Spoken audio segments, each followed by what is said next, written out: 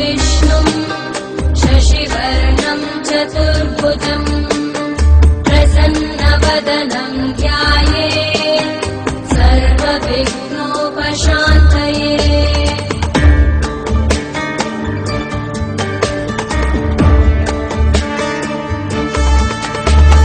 शान्ताकारं भुजगशयनं पद्मनाभं सुरेशम् विश्वाधारं गगनसदृशं मेघवर्णम्